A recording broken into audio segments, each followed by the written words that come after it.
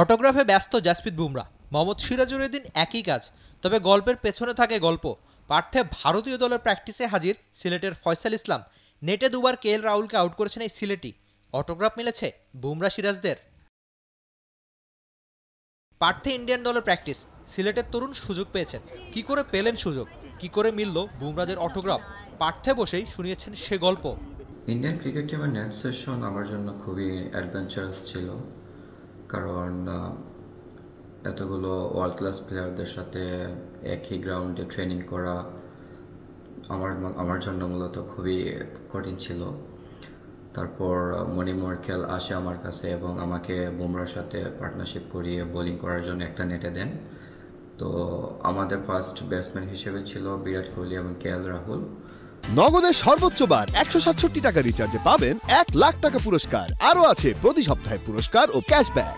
তো আমরা কন্টিনিউয়াসলি বিরাট কোহলি এবং কেএল রাহুলকে বোলিং করি। তো তারপর এসে জয়েন হয় হচ্ছে জয়সওয়াল এবং জাদেজা। পরবর্তীতে ঋষভ পান্ত এই নেটে আসে কিছুক্ষণের জন্য।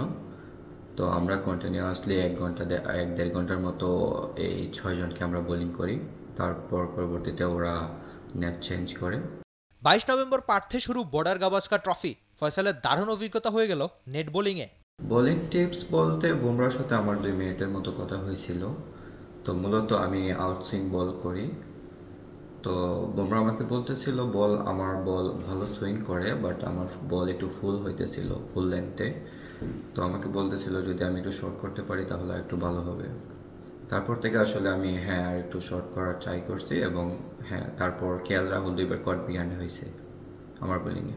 অটোগ্রাফের বিষয়টা হচ্ছে আমি ট্রেনিংয়ে যাওয়ার সময় আমার সাথে করে একটা বল নিয়ে গেছিলাম এবং যখন আমি বুমরার সাথে বোলিং করতেছিলাম আমি ওকে আস্ক করছিলাম যে এখানে গেট ইউর অটোগ্রাফ প্লিজ। তখন সে বলছিল যে ট্রেনিংয়ের পরে আমাকে অটোগ্রাফ দিয়ে দিবে। তারপর আমি একটু সময় ওদের জন্য অপেক্ষা করি। পরবর্তীতে মোহাম্মদ সিরাজ এবং বুমরা দুজনেই একসাথে আসে এবং দুজনেই আমার সেই বলটা থেকে অটোগ্রাফ দিয়ে যায়। তো ওয়ার্ল্ড ক্লাস বোলারদের থেকে আসলে অটোগ্রাফ পাওয়াটা খুবই আনন্দের। আমি অবশ্যই আমার সেই সাইন করা বলটা আমার শোপিসে সাজিয়ে রাখবো। সিলেটের হবিগঞ্জ থেকে অস্ট্রেলিয়া, তারপর ভারতীয় নেটে কেএল রাহুলকে আউট করা, কোহলিকে বল করা, স্মৃতি ধরে রাখা আর মনে রাখার মতো একটা দিন পেয়ে গেল Faisal. Rifat Emil, T sports.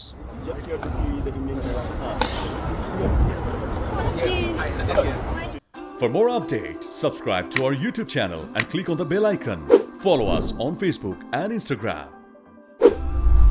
Download T Sports app to enjoy exciting games and highlights. Visit tsports.com.